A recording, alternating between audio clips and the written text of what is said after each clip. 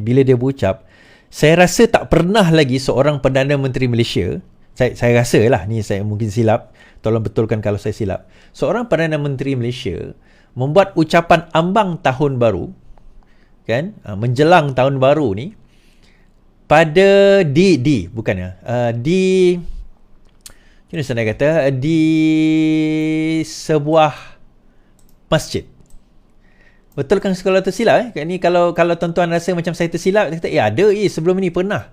Biasanya seorang Perdana Menteri ni dia akan berucap sama ada perutusan di dalam TV, ucapan melalui PDF biasanya kan. Tapi beliau berucap di dalam masjid. Dan teks ucapan itu pun agak-agak menarik. Ada tadi saya terbaca lah, ada walaun kata kan, dia kata, ini ucapan Perdana Menteri ke ni ceramah pilihan raya ni, dia kata. Kan? Tolong tap tuan-tuan. Ini ceramah Perdana Menteri ke, ucapan ambang tahun baru ke, ini ceramah pilihan raya, dia kata. Now, itu kadang-kadang saya tertarik dengan apa yang berlaku di dalam negara kita, terutama ucapan Datuk Seri Anwar Ibrahim ni, bila mana dia dilakukan di dalam sebuah masjid. Now, kenapa? Dan ucapan beliau, okey. Yang pertama sekali, dia ini strateginya. Dia membuang satu stigma yang dibawa oleh geng-geng Perikatan Nasional bahawa Anwar ni adalah anti-Islam ataupun Islam liberal. Okay? Takkan ucapan dalam masjid je terus nak kata dia pro-Islam is. Now, kalau kau kata kau pro-Islam, tak pernah lagi kerajaan yang kau sokong selama ini pun buat ucapan di dalam masjid. Menunggang agama lah ni. Buat ucapan di dalam masjid. Dia tuan-tuan, saya nak bagi tahu, dia apa saja kita buat, dia takkan jadi, dia takkan orang kata apa, takkan puas hati. Dia takkan puas hati. Tapi nak bagi tahu, majoriti orang dah lihat seorang Perdana Menteri Melayu Islam membuat ucapan di dalam masjid, addressing the nation dalam sebuah masjid. Masjid ini lambang bagi orang Islam, dan yang paling utama, masjid ini juga adalah lambang bagi orang Melayu yang kebanyakannya Islam. Itu yang pertama. Kemudian tuan-tuan, dia bercakap soal apa? Dalam ucapan ambang tahun 2020 ni, dia bercakap beberapa perkara yang paling utama, tetapi dia menyentuh satu central point. Central point beliau adalah mengenai reform islah kepada sistem.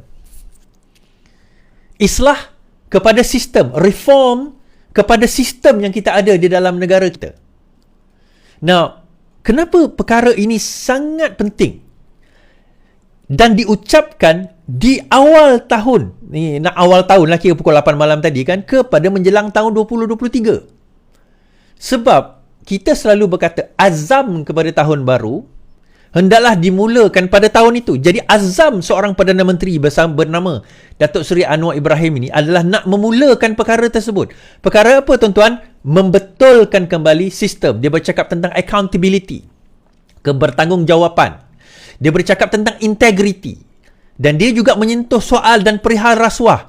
Kenapa di Putrajaya? Kenapa Masjid Putrajaya? Saya dah sebut tadi. Masjid tentang Islam, tentang Melayu. Kenapa Putrajaya? Sebab itu adalah pusat kepada mentadbiran di mana pegawai-pegawai kerajaan turun. Dengar ucapan Perdana Menteri di dalam masjid. Dia seumpama yang hadir di dalam masjid itu, saya percaya 100% or at least almost 100% of them are Muslims. Tak semestinya Melayu tapi Muslim. Duduk di dalam masjid, mendengar amanat Perdana Menteri, pegawai-pegawai kerajaan ini dan juga ialah menteri-menteri dan sewaktu dengannya, mengambil satu bai'ah secara tidak langsung lah, walaupun itu bukanlah satu bai'ah kita angkat tangan sumpah, tetapi seolah-olah mengiyakan apa yang Perdana Menteri kata untuk nak melawan apa tuan-tuan? Melawan rasuah, melawan kebejatan, melawan kebobrokan. Ini saya guna perkataan-perkataan ini. Perdana Menteri selalu guna kan, saya selalu guna juga. Kan? Apa orang kata?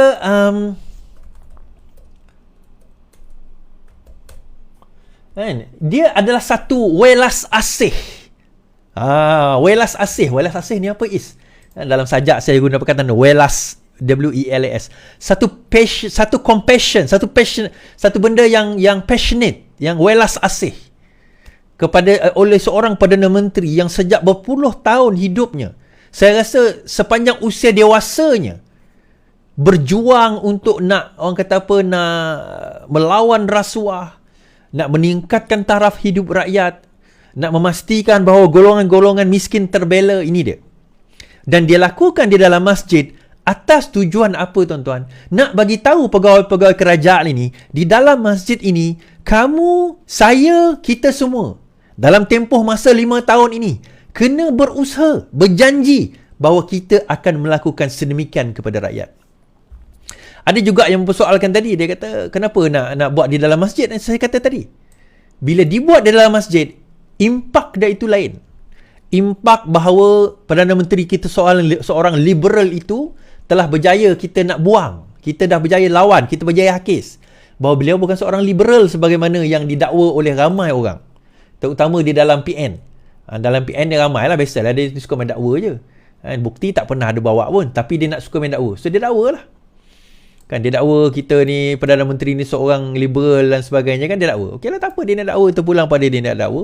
Tetapi malam ini, sejarah menyaksikan seorang Perdana Menteri addressing the nation di dalam sebuah masjid di pusat pentadbiran Putrajaya. Saya sebut Putrajaya tidak? Putrajaya. Itu yang pertama.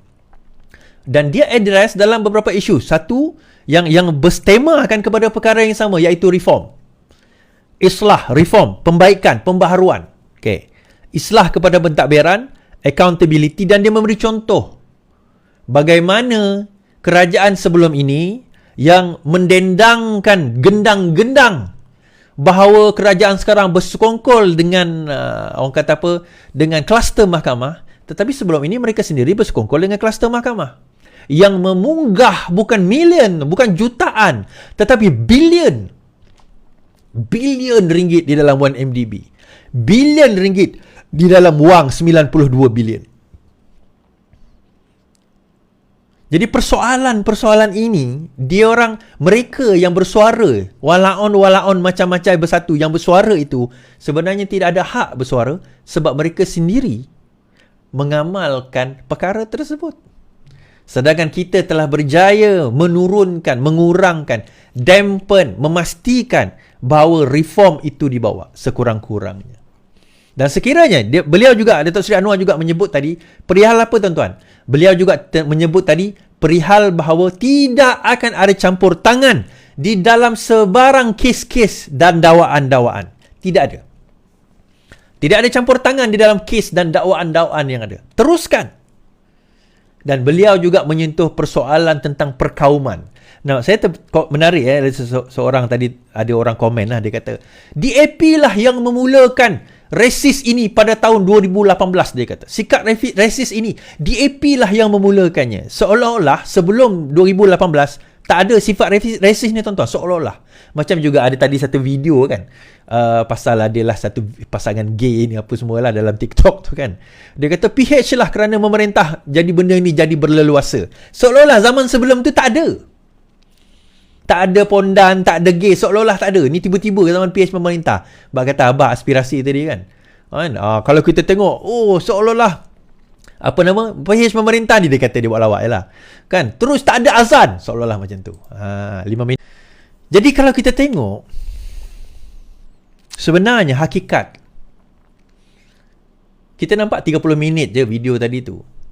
Tetapi dia membawa satu pemaknaan yang sangat besar sebenarnya. Satu pemaknaan yang sangat besar kepada politik negara kita. Kita bercakap tentang seorang Perdana Menteri yang address the nation. Nation, bukan setakat orang yang hadir di dalam masjid tersebut. Nation, termasuk bukan Islam. Di dalam masjid, itu yang pertama.